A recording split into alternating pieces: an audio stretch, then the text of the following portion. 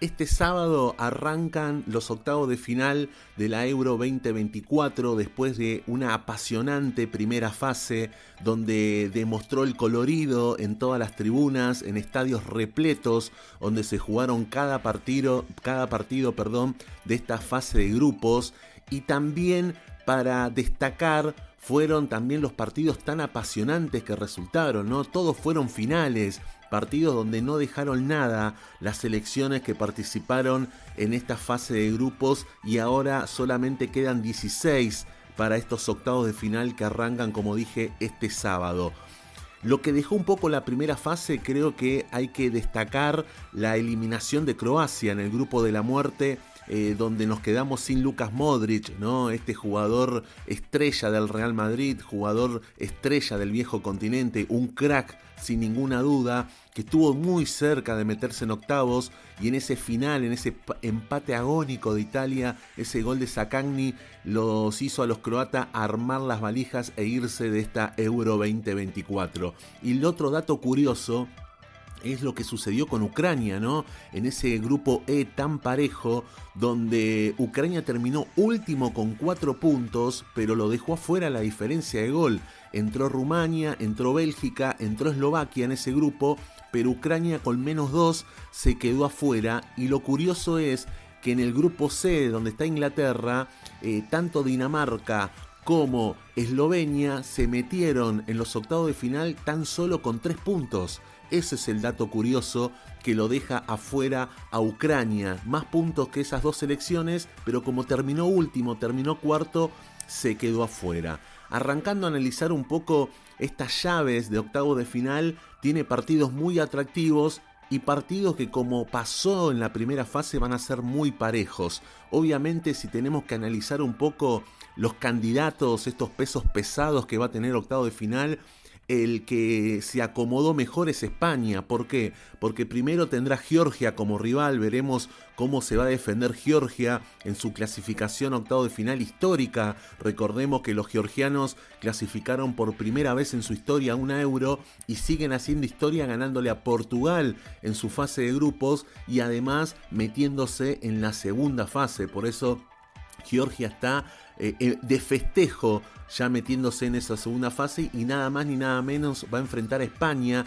Para nosotros España es la mejor selección que tuvo esta primera fase, sin ninguna duda, porque además fue la selección y la única que obtuvo puntaje ideal, 9 puntos. El resto nadie sumó lo que sumó España. Jugó muy bien, fue muy superior a sus rivales, incluso cuando en la última fecha enfrentó a Albania, De la Fuente, el técnico español, decidió poner prácticamente un equipo alternativo para ese encuentro, y así todo terminó ganando 1-0 con gol de Ferran Torres. Entonces hay una España que hoy es la seria candidata por encima de Alemania, que es la anfitriona, que hizo muy buenos partidos, que va a enfrentar a Dinamarca en estos octavos, como que tanto con Hungría y ante Escocia fue claro dominador los germanos, pero después con Suiza, que era un equipo un poquito más duro en su grupo, demostró falencias, demostró nervios y demostró como que no pudo utilizar su juego, así que quedó con deuda Alemania pensando en estos octavos de final, pensando que el rival Dinamarca va a ser complicado. Después Italia, obviamente, la campeona de Europa, entró por la ventana, no jugó bien la selección azzurra. Creo que solamente los primeros 20 minutos ante Albania fue lo mejorcito de la selección de Luciano Spalletti. Luego creo que Italia tuvo que correr de atrás y tuvo el milagro de empatar ese partido para meterse segundo. Inglaterra lo mismo, Inglaterra también está con mucha deuda de esta primera fase, sumó 5 puntos nada más y marcó 2 goles.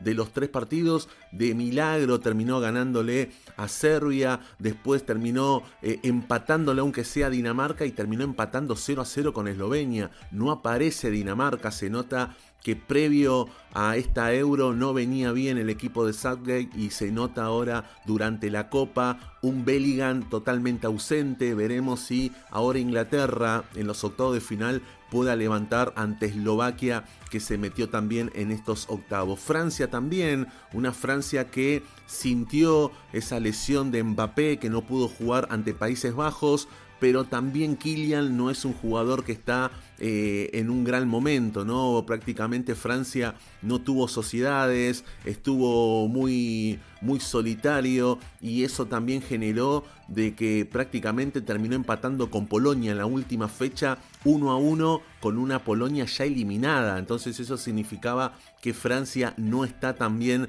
en un buen momento el equipo de Didier Deschamps.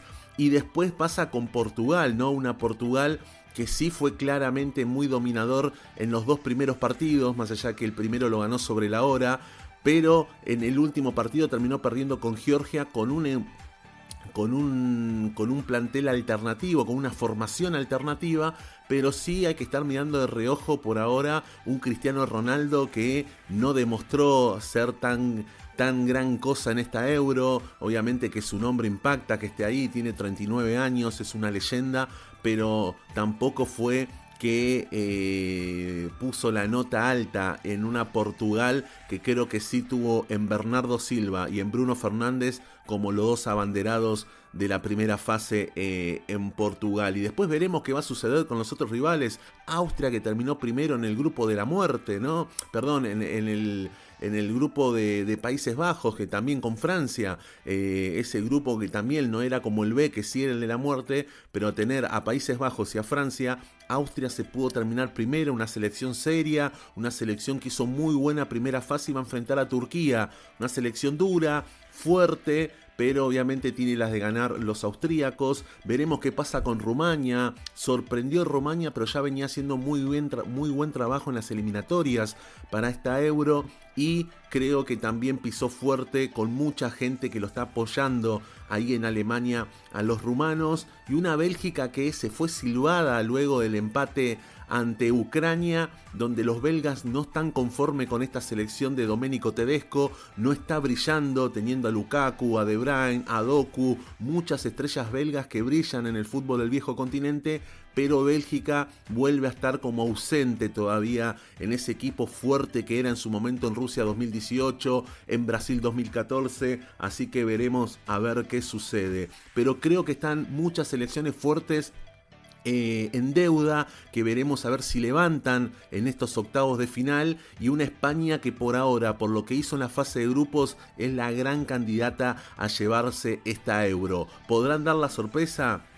Suiza, Dinamarca, Eslovaquia, Eslovenia, Turquía, Austria, Rumania, a ver si se pueden meter entre los 8 mejores de Europa, o por qué no llegar hasta semifinales para dar también la nota en esta Euro. Para finalizar justamente este análisis de los octavos de final, vamos a repasar los octavos. El día sábado van a arrancar Suiza-Italia a la 1 de la tarde de nuestro país, Alemania-Dinamarca a las 4 de la tarde, este partido se jugará en Dortmund.